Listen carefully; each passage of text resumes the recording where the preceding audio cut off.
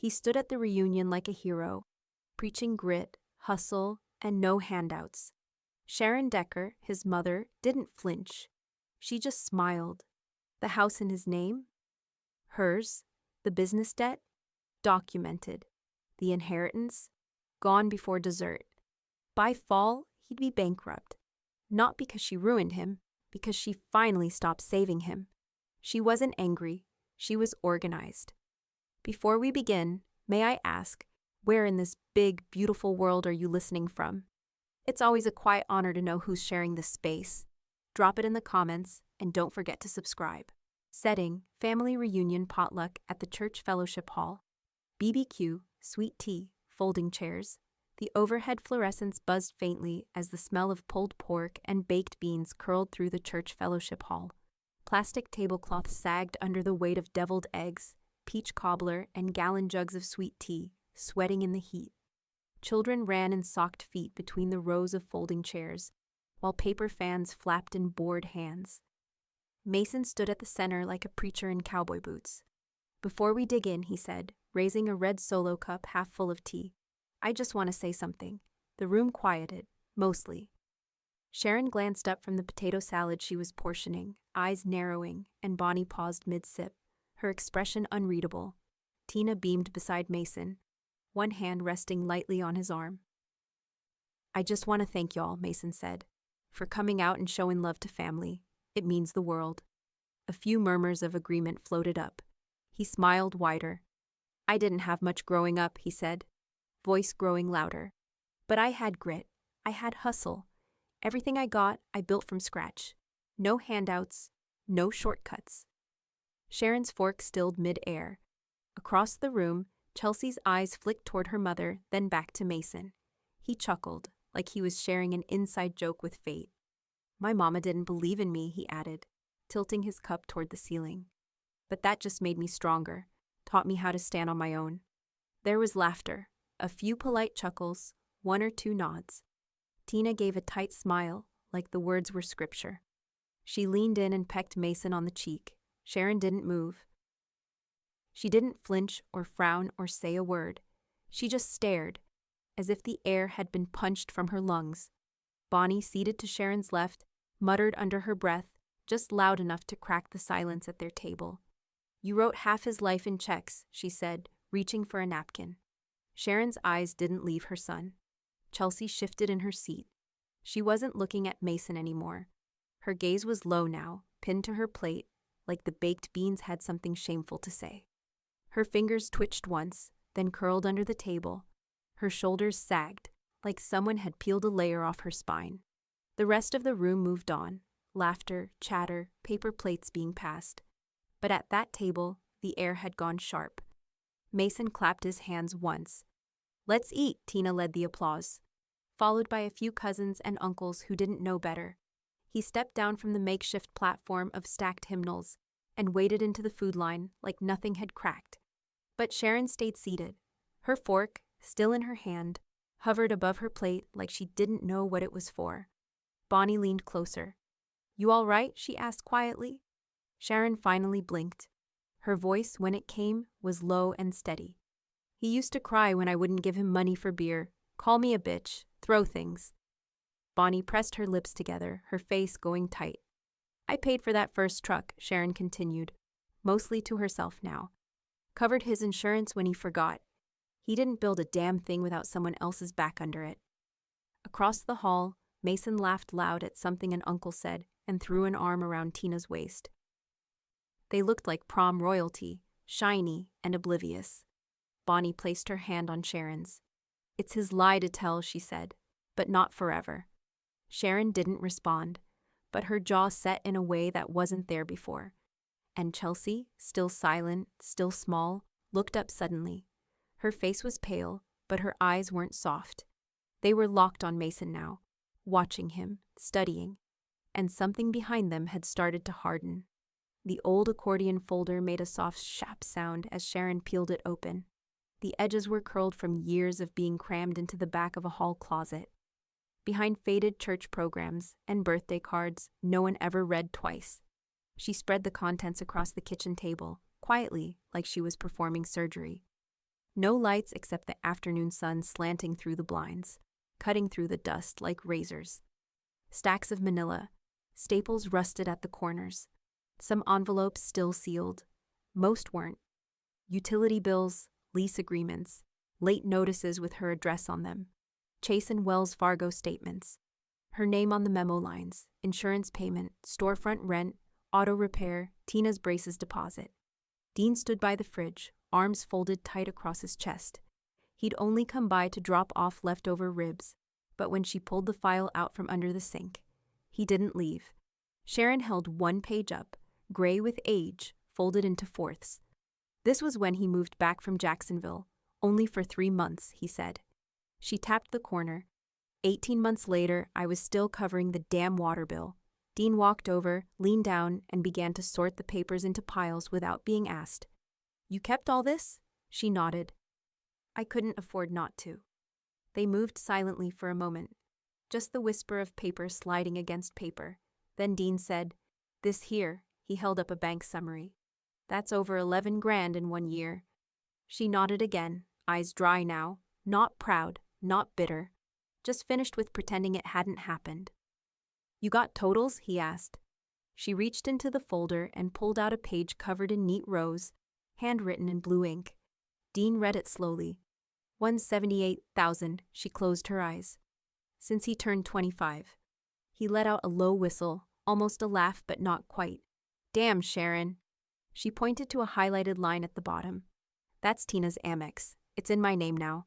He ran it up buying patio furniture for their backyard. Swore he was going to pay it back after tax season. Dean leaned on the counter, rubbing his jaw. I called Capital One last month, she continued. Turns out he had 3 cards, all of them late. Guess who's the emergency contact? He glanced at the piles again. This is all traceable? Every check, she said. Every auto draft. I got signed memos, text screenshots. Even that letter he wrote me when the boutique went under. Called it a temporary loan from family. Dean exhaled hard. You're sitting on a damn ledger. No, she said quietly. I'm sitting on a burden. They call me bitter. I was just busy paying their debt. From the doorway, a soft voice broke the stillness. You really covered everything? They both turned. Chelsea stood barefoot just inside the kitchen, her hair mussed from a late nap. Hoodie sleeves pushed up to her elbows. Her expression was unreadable, but her hands were balled into fists at her sides. Everything, she repeated. Sharon hesitated, then pulled out one more envelope. She handed it to her daughter without a word. Inside, Mason's signature on a notarized lien release. Sharon's account number on the wire transfer. $9,800 marked. Partial business debt relief. Chelsea stared at it, her face pale and rigid. That was for my tuition, Sharon's voice caught. He said he needed it more. A long silence. Dean cleared his throat. Chels. But she was already walking out. Fast. Sharon called after her, but the front door opened and slammed shut before the words could reach the hallway. The notary's pen clicked with quiet finality. Sharon signed her name with a steady hand. The air in Dean's home office thick with the scent of printer toner and fresh lemon furniture polish. No music, no distractions, just the hum of his desktop and the sound of something permanent being set in motion. Dean turned the final page toward her, smoothing it out with 2 fingers. Initial here, then we'll notarize and date. She made the mark, no hesitation. He gave a small nod, then clicked the pen closed and slid it back into the drawer. That's it? She asked, looking up at him. That's it, he said. It's clean. No ambiguity. You've named Chelsea as full beneficiary of the house, your savings accounts, and your retirement portfolio. Sharon exhaled. Her shoulders dropped, but her spine stayed straight. And the clause? She asked. Dean tapped the bottom of the page, where a clean paragraph sat in bold type. Substantial lifetime gifts have already been received by Mason Decker in lieu of inheritance. She read it twice. I wanted to say it plain, she said. No guessing, no loopholes. He leaned back in the leather chair, studying her. This is airtight. If he contests, he'll be laughed out of probate. Sharon's eyes didn't leave the paper. He's already been paid, she said. I just never sent the invoice. Dean smiled. A sad, proud kind of smile. You just did. A knock at the side door interrupted them. Bonnie stepped in holding a foil-covered dish, her sun hat crooked and her cheeks pink from the afternoon heat. "Heard you needed some sweetness in your day," she said, lifting the pan. "Peach cobbler, still warm." Sharon blinked, surprised but touched. "Bonnie, you didn't have to." "I know," Bonnie said, placing it gently on the kitchen island. "But I wanted to." She turned to Dean. "This the famous office where you rewrite legacies?" Dean grinned. "One last will at a time." Bonnie gave Sharon a long look. "You all right?" "I'm getting there," Sharon said softly. They sat around the kitchen table, each taking small spoonfuls of cobbler while the day sank into quiet. The sun outside had shifted orange, casting gold light across the oak cabinets. It felt like something had ended. Not with fireworks, but with paper, pen, and a name struck off a page. Dean eventually stood to make coffee. Sharon's phone buzzed on the counter. "Tina, just a text. Hey, are you okay? You seemed quiet at the reunion." Sharon stared at the screen. A few months ago, she would have read that as concern. Today, it felt like surveillance, like someone checking for cracks in the dam before they burst. She didn't respond. Bonnie had seen the name flash, but didn't ask. Instead, she reached out and placed her hand lightly over Sharon's. "Whatever you decide next," she said, "make sure it's for you." Sharon looked at her friend, then at Dean, then at the document still spread across the table, initials cooling into permanence. "I think," she said, "it finally is." Sharon knew the call would come before the week was out. It always did, right around late July, when the heat stretched long across the pavement and Mason's HVAC crews started clocking overtime hours. That time of year when customers ran their ACs ragged and Mason's business ran its margins even thinner. It came on a Thursday. She let it go to voicemail. An hour later, he showed up at her front door. He had the same aw shucks face he used to wear in high school, when he'd crashed the Buick and needed help with the deductible, or when a girlfriend's birthday crept up and he was short on cash. "Hey, Mama," he said, all charm and heat-soaked nerves. "You got a minute?" Sharon didn't answer. She just stepped aside. In the kitchen, he stood awkwardly at the counter while she poured herself coffee. She didn't offer him any. "It's just this week," he said quickly. "Payroll's tight. Summer's been good, but I had to replace 2 vans, and now the bank's dragging their feet on the bridge loan. I got a big contract about to land in Collierville. Just bad timing is all." She let the silence stretch between them. He shifted his weight, pulled at the hem of his shirt. "It's not much, maybe 7, 8 grand. Just enough to cover the checks. I can pay you back first week of August, no problem." Sharon sipped her coffee. He gave a strained little laugh. "You always come through." She looked at him over the rim of the mug. Her eyes didn't flinch. "I used to," she said. "I don't anymore." He blinked. "Come on, Mama, don't do this. You know it's just a bump, like all the other times." "Exactly like all the other times," she said. "And I'm done pretending those weren't my bumps, too." He tried to smile again, but it was thinner now. "You're really gonna let your own son's company fall apart? What am I supposed to do? Lay off good men? Let folks go in this heat?" She set her mug down gently, the porcelain tapping against the tile like a tiny gavel. "I'm not letting anything happen. I'm just not stopping it." "Mama, you had a business," she said, cutting him off. "You had a home, a wife, a second chance after Jacksonville. Hell, I gave you the truck you still drive. You could have built something. You should have." His mouth opened, but no sound came. She stepped closer, voice cool and even. "You didn't just lean on me, Mason. You drained me. And when I stopped saying yes, you started rewriting history to make yourself the hero." He stiffened. "What are you talking about? The reunion," she said. "That speech, all that nonsense about grit and hustle. You forgot to mention the checks I wrote, the debt I absorbed, the credit I torched to keep your lights on." "That's not fair," he muttered. "I didn't ask for everything. You didn't have to." The room went quiet. Tina appeared in the doorway, car keys in hand and her phone pressed to her hip. She'd clearly been waiting in the truck. "Is everything okay?" she asked, scanning the tension. Mason exhaled. "She's not gonna help." Tina looked at Sharon. "You're going to let your son's company collapse?" Sharon didn't blink. "He already let my name collapse." Tina shifted. "We've got employees depending on us." You should have thought of them before burning through the third credit card with patio furniture and steak nights, Sharon said flatly. Mason flushed. Tina stepped back slightly, lips parting. Y'all built your lives off me, Sharon continued. Now you'll have to figure out how to hold it up without me. The doorbell rang. No one moved. Mason looked at her, eyebrows lifted. You expecting someone? She wasn't. But she stepped past him and opened the front door.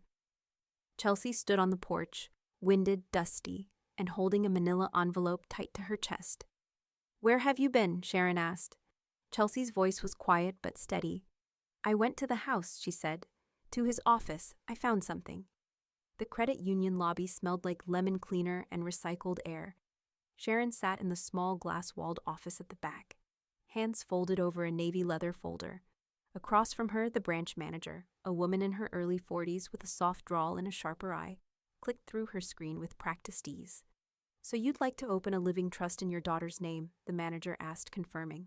Yes, Sharon said. Chelsea Decker, irrevocable. She handed over the folder. Inside, perfectly tabbed by year, were scanned records, deposits, transfers, check images. The paper trail was long, but she had whittled it down to the ones that mattered most, the ones she could prove. The manager adjusted her glasses. This is thorough. Sharon gave a short nod. Every payment I made on Mason's behalf, loans, bills, personal purchases, even the ones Tina put on the Amex. I want it all stored alongside the trust paperwork. The manager blinked, then leaned in. You sure you want to document all that here? I'm sure, Sharon said. I want the record to outlive me. The woman didn't ask more. She simply typed, scanned, filed. By the time Sharon walked out of the office, the folder was 10 pages thinner, and the trust had a name, a number, and a beneficiary. Chelsea sat waiting on the padded bench near the windows, the manila envelope still in her lap. She stood when she saw her mother. Is it done? She asked. Sharon nodded. They walked out into the parking lot together. The heat hit hard. Mississippi July had no grace. But Chelsea didn't rush to the car. She just stood there, flipping through the envelope of payroll stubs again, her eyes flicking across the forged names and false numbers Mason had been submitting under his LLC. Why'd you keep all this? She asked finally, her voice soft but pointed. Sharon didn't answer right away. She looked out across the lot, at the rows of trucks and sedans parked under blistering sun, and thought about the years she'd spent holding her tongue. The dinners she paid for, the gas tanks she filled, the mortgage payments she covered when he was in between jobs or waiting on a contractor. She looked back at her daughter. Because he'd forget, she said, and I knew I wouldn't. Chelsea didn't speak, but her grip on the envelope tightened. Later that afternoon, the dining room was transformed into a kind of war room. Bonnie sat at the head of the table with Sharon's old printer scanner humming beside her, a mason jar of iced tea sweating onto the paperwork she was sorting.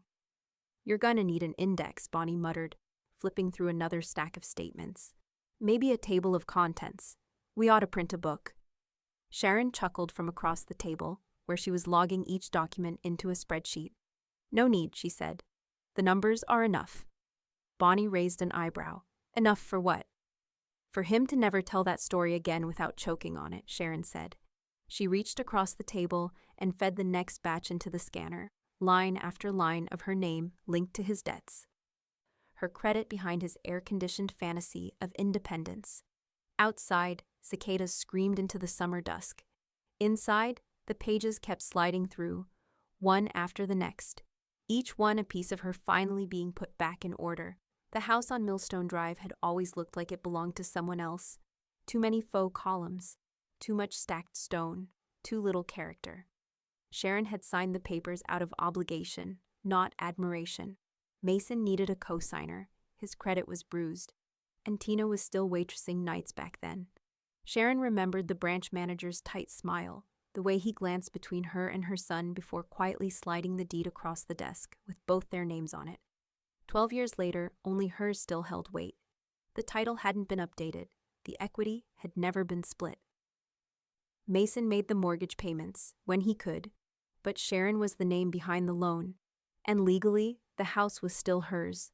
She had the certified deed in her hand now, fresh from the courthouse. The seal glinted under the kitchen light. Bonnie looked up from the paperwork pile. You sure you want to go through with it?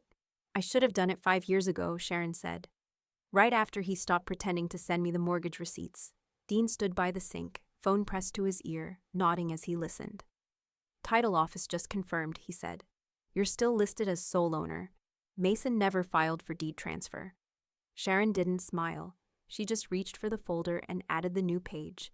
Later that night, Tina sat in the driveway of that very house, thumb scrolling furiously through her banking app. The refinance denial had hit her inbox with a cold, final clang. Application rejected. Primary applicant not on deed. Collateral ownership incomplete. She'd tried to push it through herself, quietly, thinking Sharon wouldn't notice until after the ink dried. But Sharon noticed everything now, especially theft wearing a polite face. Inside the house, Chelsea stood in the hallway just outside the kitchen, out of sight but not out of earshot. Tina's voice echoed faintly. She's bluffing. This house is ours. Mason grumbled something low and bitter. She can't just take it back, Tina snapped. We've made every payment since 2013. We've put in renovations. We had plans. Chelsea stepped forward, her voice flat. She can, and she will. Tina froze. Were you eavesdropping? I was listening, Chelsea said. Big difference. Mason looked up, but Chelsea didn't give him the satisfaction of eye contact. She walked past them, cool as wind across marble, and opened the front door. Behind her, Tina hissed, We'll fight it. Chelsea turned back just long enough to say she already won. By the next morning, Dean had drafted the 60-day occupancy notice and had it served by courier. Mason's signature on the delivery confirmation came back less than an hour later, slanted and uneven. Sharon didn't celebrate. She sat alone at her kitchen table, rereading the notice while her tea went cold. She'd pictured this moment differently once, back when she still wanted him to beg. Now she just wanted quiet. The photo went up on a Sunday afternoon, filtered in grayscale, captioned with a single word, resilience. It showed Mason alone on the steps of the old courthouse, elbows on his knees, chin tipped down like a man carrying the weight of betrayal. His followers, old classmates, ex-coworkers, some family that hadn't been around since Chelsea was in braces, started chiming in within minutes. You'll bounce back. Strongest guy I know. Family will always disappoint you. They don't want to see a man win. He let the narrative grow unchecked, like he always had. Let them believe his mama had kicked him out of the home he'd built, that the company was in jeopardy because she'd refused to lend a hand. Left out the loans, the paperwork, the trust fund she'd opened with the leftovers of her retirement. By Monday morning, the post had over 400 likes, and then came the screenshots, first from a woman named Teresa, Mason's first landlord in Jackson. Didn't your mama pay your first year in full? Then, from a former employee. Funny, I remember you showing up in her truck and calling it yours. Bonnie didn't bother with subtlety. She replied right on the thread, profile picture and all. You want to talk about betrayal? How about the gas card she let you keep for 6 years?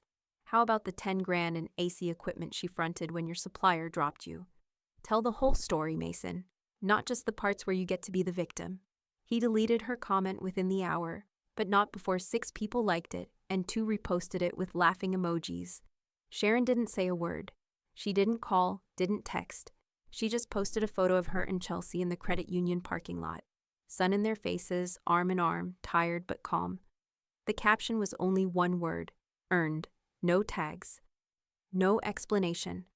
By evening, Tina's message came through. She's turning you against us. Chelsea didn't reply right away. She let it sit. Let the dots flicker on and off. Then she typed, You did that without her help, and left it at that. Across town, Mason tried 3 lenders in 2 days. He sat in stale offices with fake plants and promotional pens, trying to explain the temporary cash flow issue, the paperwork snag, with the house title. But the numbers didn't lie, and neither did his credit. He walked out of the third bank squinting against the light, hands shoved in his pockets, jaw tight. Nobody was buying his comeback story. Not anymore. Back at Sharon's place, the printer finally fell quiet.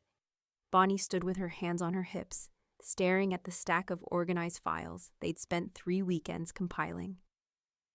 You know, she said, I think the silence is what's bothering him most. Sharon didn't look up from her tea. Good. The manila envelope was heavier than it looked. Chelsea found it on her front porch, tucked beneath the morning paper like a secret waiting to be unwrapped.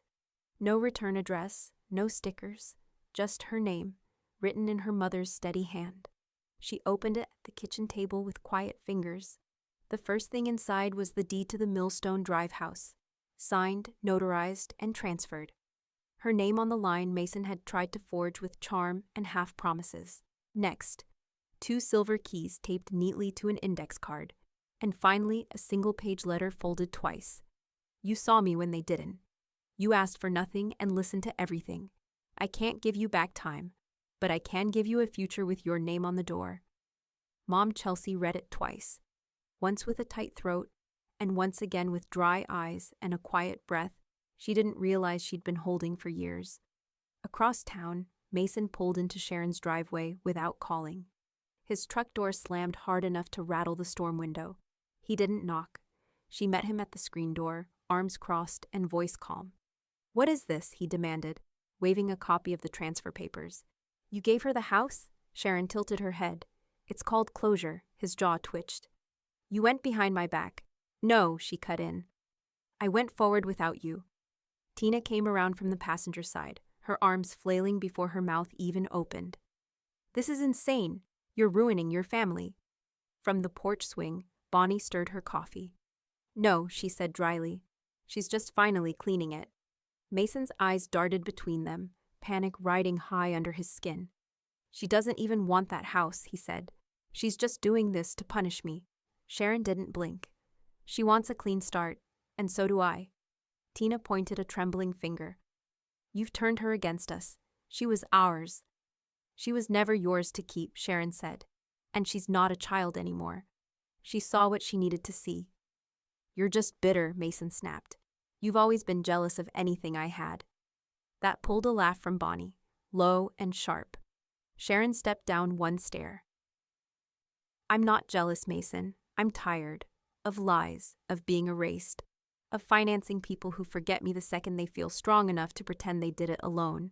He stepped forward. You don't get to rewrite history. I'm not, Sharon said. I'm just telling it out loud. From the yard, Tina looked like she wanted to speak again, but something stopped her. Maybe it was the way Bonnie stood now, coffee down, arms folded, gaze steady like a courtroom bailiff waiting for the next move. Mason stared at the house behind Sharon like it should have started talking for him, but it stayed silent. She turned and opened the door. You should go, she said. Next time, try the mail. The courthouse smelled faintly of old paper and floor wax, like everything inside it had already been decided once before. Sharon sat beside Dean at the long oak table, calm as a woman waiting for an oil change, not a legal battle. Across the aisle, Mason fidgeted in a suit he hadn't worn since his cousin's wedding. His lawyer, a clean-cut man with slick hair and a voice that liked to echo, adjusted his cufflinks and cleared his throat. Your Honor, the lawyer began, we're asserting an implied inheritance claim. My client made financial and material contributions under the reasonable belief that... Dean cut in, his voice steady as a gavel. Your Honor, if counsel's implying belief substitutes for ownership, we'll be here all day untangling every family argument ever whispered in Mississippi. The judge raised an eyebrow. Mr. Wilson, she said to Mason's lawyer, what exactly are you basing this belief on? He hesitated. There were conversations, understandings, Your Honor.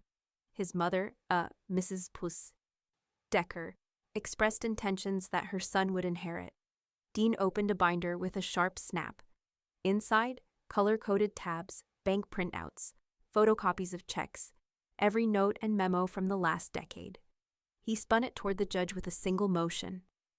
Over $178,000, Dean said, each word measured. Not loans, not investments, documented as lifetime gifts. Everyone accompanied by a memo or a signed acknowledgement, each gift clearly designated without expectation of repayment or inheritance substitution. The courtroom went still. Dean turned a page and pointed. Here's the Capital One statement. Mrs. Decker paying off a credit card in Miss Turner's name. Here's the lien release for the failed business. Here's the notarized deed, signed 2 months ago, transferring property to her daughter, Chelsea. Under an independent trust, the judge leaned forward. All verified? Dean nodded. Every page. Mason's lawyer deflated in his chair. Your Honor, if we could at least move to discovery. No need, the judge said flatly. This case is dismissed. There's no inheritance to imply. Mason sat frozen, mouth open, a faint color climbing his neck. His lawyer quietly gathered his briefcase without making eye contact. Dean closed the binder and slid it back toward Sharon.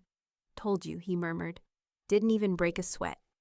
Sharon smiled, small, private, almost pitying. It wasn't about winning, she said. It was about ending. When they stepped outside, the late morning sun hit them square in the eyes.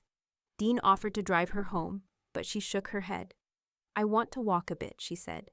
Feels lighter today. By the following week, every asset, house, savings, insurance, was folded neatly beneath the trust's bulletproof shell. Dean's paperwork had made it untouchable. Not even Mason's name could echo inside it anymore. Tina noticed. That evening, her post appeared on Facebook, white cursive over a dark background. The hardest betrayals come from the ones who share your blood. Dozens of likes, a handful of hearts. Some murmured sympathy from the same people who'd once bought Mason's resilience post. But this time, Sharon didn't watch it spread. She opened her phone, scrolled through their names, Mason Decker, Tina Turner Decker, and pressed block on both. Her screen went quiet. The air around her felt uncluttered for the first time in years. The sound of her own breathing filled the space where their noise used to be. The banquet hall inside the community college gym had been dressed up like it was trying to be something it wasn't. White linen tablecloths over plastic folding tables, dusty potted ferns near the podium, and a laminated sign at the entrance that read, Annual Women in Trade Scholarship Awards, sponsored by the Decker Family Trust. Sharon sat at table 6, far enough from the stage to stay unnoticed, close enough to see everything. She wore her church dress, the dark green one with the steady hem and wide sleeves, and a silver bracelet Dean had given her last Christmas. Not flashy, just enough to remind her she still had a wrist worth decorating. Next to her, Bonnie leaned in and whispered, You sure you don't want to go up with her? Sharon shook her head once, sharp and small. This is hers. On stage, Chelsea adjusted the mic. She was in a navy jumpsuit and low heels, hair tucked into a twist she'd done herself that morning. When she spoke, her voice was steady, no tremble, no notes. I didn't expect to be here, she began. Not just because of the scholarship, but because it took me a long time to understand the cost of standing in the light when someone else wants to keep you small. The room quieted. Even the staff in the back stopped pouring sweet tea. Chelsea's hands didn't shake. This fund wasn't created by a company. It wasn't a tax shelter or a donor-named slap-on-the-wall project. It came from a woman who worked 42 years in a school district office, bought a house she didn't live in, and paid debts that weren't hers just so someone else could try again. Sharon sat still. She didn't blink. Everything I am, Chelsea said, comes from the woman they dismissed, the one they called bitter, difficult, controlling. But what she really was generous beyond reason, and brave enough to finally stop pretending it didn't cost her something. Bonnie's hand found Sharon's under the table. Sharon didn't squeeze back, but her jaw clenched. Her fork, untouched, had a faint bend in the handle now. This scholarship, Chelsea continued, goes to 4 women this year. All of them are in training for trades that didn't always welcome them. IVAC, welding, construction project management. My grandmother didn't just pay for my start. She paid it forward, for all of us. The applause came like thunder. Some stood, Sharon didn't. But her shoulders straightened, and she looked down at her lap like she'd found something that had once been missing, then remembered it had always been there, just buried under too much noise. 2 days later, a blurb ran in the Delta County Gazette under the local interest column. Grandmother's gift inspires 4 students. Sharon Decker, longtime resident and former school administrative manager, has funded the launch of the Decker Family Trust Scholarship, supporting women entering trade certification programs. Her granddaughter, Chelsea Decker, spoke at the event, crediting Sharon's support as the foundation for her education and future. There was no photo, no quotes from Sharon, just the facts, quiet, tidy, undeniable. Mason saw it while sitting in the back of a donut shop, scrolling through the digital edition on his cracked iPad. He read the paragraph 3 times. He didn't react, didn't frown or curse. He just closed the tab and stared out the window for a long time, watching the parking lot like something important had just disappeared from it. The next morning, a plain white envelope arrived in his mailbox with no return address. Inside was a neatly folded clipping of the article, cut straight from the paper, edges trimmed clean. No note, no initials, just Bonnie's handwriting on the back in blue ink. Still think she lost? Tina was gone. No dramatic exit, no note on the fridge, no joint social media post filled with vague words and filtered selfies. Just a U-Haul hitched to her cousin's Suburban and a landlord's lockbox left hanging on the front doorknob of the Millstone house. No calls, no texts, not even to Chelsea. The quiet that followed had a weight to it, not like grief. More like when the AC kicks off in the middle of the night and you realize how much noise you've been tolerating just to stay comfortable. A week after the newspaper article ran, Mason showed up on Sharon's porch. He didn't knock, just stood there in a wrinkled t-shirt and old jeans, hair a little longer than usual, eyes bruised by something deeper than sleep deprivation. Sharon saw him through the lace curtain. She didn't open the door. He waited 15 minutes, sat on the top step for 5 of them, hands clasped like he might pray if he knew how. Then he left. The next morning, the porch looked the same, except cleaner somehow. Like the air had rinsed itself overnight. Chelsea came by just after noon.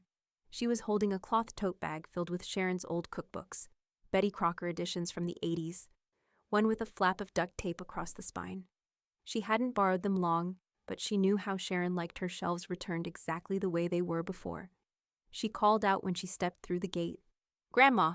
No answer. Then she heard the soft clink of a trowel against clay. Sharon was in the garden, knees in the dirt, hat low over her brow. The tomato plants had taken off again, little green globes dotting the vines like promises not yet ripened. "You okay?" Chelsea asked, kneeling beside her. Sharon paused mid-dig. "Better now that I'm not holding anybody up." Chelsea nodded slowly. "He came by. I know. You didn't answer. I didn't have anything left to say." They dug in silence for a while, mother and daughter in different formations, Sharon pressing new roots into the earth. Chelsea brushing dirt from her palms like she was letting go of something heavy and invisible. Later that evening, Bonnie let herself in with the spare key, holding a bag of lemons and a plastic-wrapped pound cake from the grocery store. "I come bearing artificial comfort," she announced, and the church bulletin. She dropped it onto the counter like it meant something, which, in this case, it did. Sharon raised an eyebrow. "I haven't been in 3 weeks." "They still know your name." Bonnie flipped the bulletin open to the back page and pointed. Under Announcements and Giving. Special thanks to Sharon Decker for her continued support of the Vocational Trades Scholarship. Her generosity has planted more than seeds. She's planting futures. Sharon read it once, folded it, tucked it in the kitchen drawer with the recipes. Bonnie watched her closely. Funny how peace gets louder when the yelling leaves. Sharon let out a soft breath. "It's strange. I keep waiting for something." "To break?" Bonnie guessed. Sharon shook her head. "To crash. Because for so long, survival felt like trying to outrun whatever was chasing me. I think I forgot what it feels like when nothing is." Bonnie poured 2 glasses of sweet tea and passed one across the counter. "Quiet's not always a warning," she said. "Sometimes it's just quiet." They drank in unison, leaning against opposite ends of the island like tired sentinels at the end of a long watch. The envelope came from the clerk's office, plain white, government stiff, stamped notice of filing in red across the corner. Sharon found it wedged between the water bill and a grocery store coupon flyer. She didn't open it right away. She already knew what it was. By noon, the whole county would know too. Mason Decker, case number 25, 724BR. Voluntary petition for Chapter 7 bankruptcy. Assets, minimal. Debts, excessive. Supporting income, unverified contributions from family member, mother. The phrase might as well have been printed in bold. It told the story he'd never admit. Chelsea sat at the kitchen table, scrolling through the digital filing on her laptop. It's all right here, she said quietly. Credit cards, tax liens, equipment loans, and every other line says co-support from unidentified source. Sharon folded her hands. Unidentified. That's generous. Do you want to respond? Chelsea asked. The paper's gonna run it by Wednesday. They'll call for comment. Sharon looked out the window, where the tomato vines had begun to bend with their own weight. No, she said. Truth responds for itself. Dean stopped by that afternoon with his leather briefcase and 2 cups of coffee from the diner. He'd already printed the bankruptcy filings, each page tabbed in yellow. They won't get far, he said, setting the papers down. No liquid assets, no collateral, and he can't claim your trust in any proceeding. It's sealed. You and Chelsea are insulated. Sharon nodded. And the scholarship fund? Untouched, he said. In fact, he opened a second folder, crisp and new.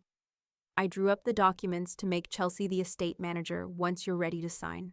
It'll simplify everything, keeps it all in-house. Chelsea blinked. Estate manager? Dean smiled faintly. You're already doing half the work. Might as well make it official. Sharon leaned back in her chair, studying her granddaughter's face. You good with that? Chelsea nodded. I'd be honored. Dean slid the papers across the table, one page turned down for signatures. The sound of Sharon's pen scratching across the paper felt final in a way that lawsuits and letters never did. Done, Dean said. It's all yours to oversee. When he left, the house settled into that new silence Sharon had started to like. Honest quiet, the kind that didn't hide anything underneath it. Later that evening, she stood in the study, reviewing her trust documents one more time. The last section was the one that mattered most. Amendment 4. Designation of ongoing educational funding. Funds from the trust would now sponsor 2 new programs: a summer apprenticeship for young women entering HVAC and electrical trades, and an emergency grant for those at risk of dropping out due to financial strain. Sharon read it again, pen hovering just above the line. Not inheritance, she murmured. Investment. Bonnie appeared in the doorway, holding a grocery bag that clinked. I brought lemonade, she said. And I stopped by the courthouse bulletin board. Sharon turned, amused. You always do like to keep up with the gossip. Bonnie grinned. Let's just say your boy's filing made the top row. Folks are already whispering. Sharon didn't wince. Let them. Bonnie set the bag down and leaned against the frame. You built a whole career from savings. Now you're doing it again, just with people instead of paychecks. That's the only thing worth building, Sharon said. Bonnie tilted her head. You sound peaceful. I am. They carried the lemonade out to the porch and watched the late light pour over the garden, every stem and leaf humming with the day's last warmth. The world looked quieter from there, not smaller, just finally proportionate. The call came just after sunset on a Tuesday. Sharon was shelling peas at the kitchen table, listening to the radio hum low in the background, when her phone buzzed. Unknown number. She almost let it go. But something about the timing made her pause. Something about how quiet the house had gotten since the last storm passed. She answered. Hi, the voice said, tentative. It's Aaron. Aaron Decker.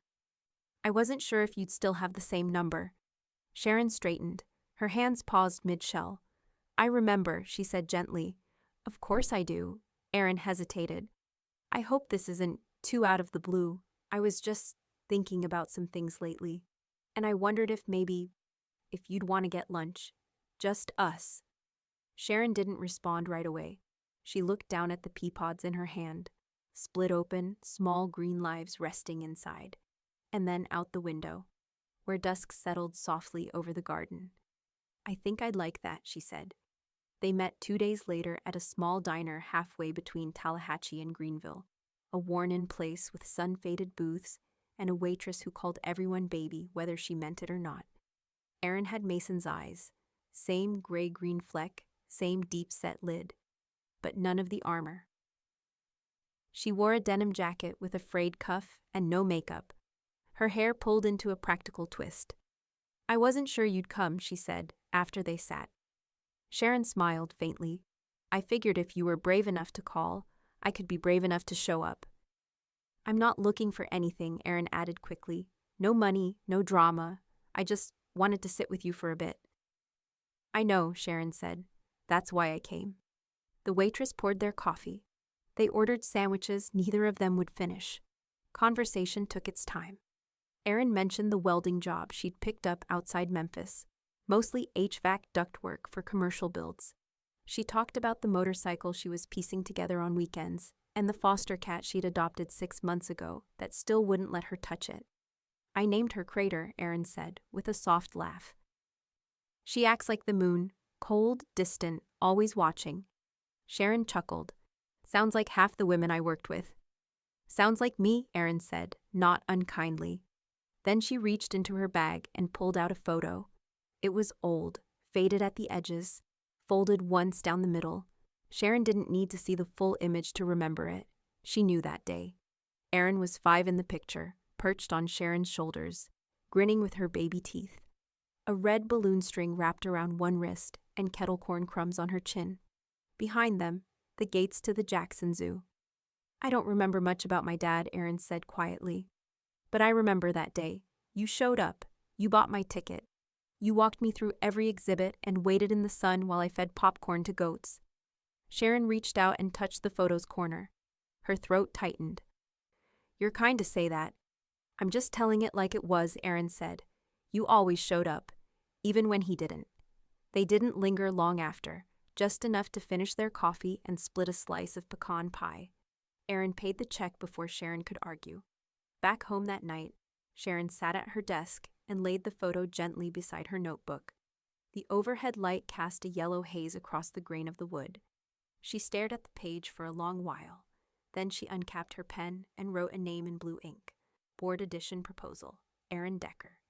At the next foundation meeting, she presented it without flourish. She's already reviewing grant applications, Sharon said. She knows the work. It's time she has a seat. Dean didn't question it. Chelsea smiled like she already knew it was coming. No arguments here, Chelsea said. Looks like you're still supporting people. Just the right ones this time. Sharon gave a soft smile. Support's never been the problem. Memory was. That afternoon, Erin and Chelsea sat side by side on the porch steps while Sharon watered the rows of tomatoes that had finally started ripening. The vines arched toward the sun like they had something left to say. Feels good here, Erin said. Chelsea nodded. Feels earned. Inside, Sharon opened her phone to a new message. It was from Erin. Just the same photo, now scanned and brightened. In the corner, a caption written in lowercase. You've always been the one who showed up. Sharon stared at it for a long time. It didn't feel like a compliment. It felt like a truth handed back with care. A fragment of history returned not out of guilt or pity, but understanding. She printed the photo and slipped it into a frame. Then she placed it on the bookshelf in the living room, right beside the trust binder and the deed to the Millstone house, where the family portraits used to be. The mail came late that Monday, pushed through the slot with a tired thunk. Sharon didn't move to check it right away. She was sitting in the den, feet up, a blanket half folded over her legs, watching the sunlight crawl across the wall like it had somewhere better to be. Outside, the garden was thinning. The tomato plants had gone leggy. A few last fruits hung on like they didn't know the season had changed. When she finally gathered the mail, it was mostly flyers. A heating service discount, a coupon for canned beans. One envelope, though, was small and hand-addressed. No return name, just a faint postmark, Monroe County. The handwriting was unmistakable, slanted and sharp like it couldn't decide whether to apologize or defend itself. She carried it to the kitchen but didn't open it. Not yet. She set it down beside the sugar jar and made herself a cup of tea instead. Her movements slow, practiced. Steam curled against the window as the kettle hissed. She finally opened the letter while the tea cooled beside her. A single sheet, one fold down the center. The paper was thick but worn, as if it had been handled too long before it was mailed. I know I was hard on you. I was embarrassed I needed you. You don't have to forgive me, but I had to say it before there's nothing left to say. M. That was it. No explanation, no mention of Chelsea, or the trust, or the house, or the years of silence that stretched like a field gone fallow. Sharon read the first line again. Then, without looking at the rest, she folded the paper in half, crisp and deliberate. She stood, walked to the hallway, and opened the second drawer of the old roll-top desk. the one filled with appliance warranties, expired insurance forms, and an old high school diploma. She slid the letter in, pushed the drawer closed, and left it there. Unread. Not out of cruelty, not even out of anger, just finality. She didn't need to know what else it said. The next morning, Bonnie let herself in through the back door, a loaf of bread in one arm and a tin of cinnamon tea bags under the other. "You get mail yesterday?" she asked, her voice light but pointed. Sharon didn't look up from her mug. "I did." "From him?" A pause. Then, "Yes." Bonnie sat across from her, eyes soft but unrelenting. "You sure you don't want to answer?" Sharon stirred her tea, the spoon tapping gently against the ceramic. "I already did, just not with words." Bonnie leaned back and studied her. "You're gonna have to write that on a cross-stitch pillow one day." "I don't sew," Sharon said. "You didn't do a lot of things, until you had to." They sipped in silence. Outside, the trees had begun to rust at the edges. Not full color yet, just a hint that the world was beginning to let go of summer. The air smelled drier, the wind just a little less patient. That afternoon, Chelsea came by. She was bundled in a light cardigan, carrying a small cloth-wrapped bundle that smelled faintly of sugar and stone fruit. "I brought you something," she said, placing it on the counter like it might break. Sharon unwrapped it slowly, revealing a mason jar of peach preserves, sealed and labeled in neat handwriting, "Summer 25, first batch." "You made these?" Sharon asked. "I did," Chelsea said, half proud, half nervous. "Used your yellow notebook, page 42. Sharon smiled faintly. "The one with the notes in the margins?" "Too much clove. Don't let Bonnie near this batch," Chelsea quoted, grinning. They both laughed. Sharon opened the jar, dipped a spoon in, and tasted. The preserves were thick, bright, imperfect. Too much lemon maybe, not enough pectin. But they tasted like trying. Like someone had stood at a stove with the windows open and hoped the result might mean something. "It's good," she said. Chelsea leaned against the counter. "I wanted to bring it by, not because you need anything, but because you gave me everything." Sharon looked up. "That's a dangerous thing to tell a grandmother." "I mean it." Sharon nodded. "Good." Chelsea hesitated, then added, "Aaron and I were talking about the board, about expanding next year." Sharon raised an eyebrow. Already. She had an idea. A traveling trades mentorship, 4 rural high schools. Job shadowing, pair it with microgrants. Sharon didn't speak, but her eyes softened. "She's got the brain for it. She gets that from you." They sat in the kitchen a while longer, talking but not urgently. There was no rush. The next season was coming whether they hurried or not. Before Chelsea left, she hugged Sharon, tighter than usual. "I hope you know what you did matters," she said into her shoulder. "I do," Sharon said. "I just don't need to hear it every day." The morning broke slow, the sky still holding onto the gray just a little longer, like it wasn't sure about starting the day. Sharon was already awake, had been for hours. The kettle had hissed at 5:30. Now her mug sat warm in her palms as she rocked gently on the porch, wrapped in her knit shawl, her legs tucked under her like folded laundry. The air smelled like cedar mulch and the last sweet threads of summer. Somewhere down the street, a dog barked once, then went quiet. She watched the dew rise off the grass. Her breath didn't fog, not quite. But the edge of autumn was definitely brushing its hand across the lawn. Chelsea appeared barefoot, cardigan thrown over her pajama top, and 2 chairs dragging across the wood slats. She settled beside her grandmother without asking if she could. "You always been this kind of morning person?" she asked, voice still gravel soft. Sharon didn't look over. "No, I earned it." Chelsea sipped her own mug, then leaned back and let the air do its work. The silence between them wasn't empty. It was full of recognition. After a while, Sharon spoke again. "This piece," she said, almost to herself. "I paid for it, in full." They sat there as the sky turned gold. Later that day, Dean pulled up in his truck, briefcase in hand, suit jacket slung over the passenger seat. Sharon met him at the door. They didn't shake hands. They never had. Just a nod and a look that carried 10 years of gratitude packed into it. "Everything's filed," he said, laying out the last folder on the kitchen table. "Estate's closed. Trust is active. Power of attorney is confirmed. Chelsea's listed on all the points we discussed. Aaron's title is official. Scholarship Foundation has its own tax line. He opened one last envelope and slid it across to Sharon. Final disbursement. You sign that, you're done. Sharon looked at it. The signature line, the tidy figures, the quiet math of a life accounted for. She picked up the pen and signed it like she was sealing a chapter. Dean nodded. You're free. That's the word, isn't it? Sharon said. Free. Dean lingered a moment, looked around the kitchen. The light was good in there, warm and steady, slanting through the curtains in quiet golden angles. You ever think about traveling? He asked. I've been a lot of places already, Sharon said, pouring him coffee. Just not all of them required a plane. He smiled. Fair enough. They drank their coffee in the kitchen with the same ease as a Sunday after church.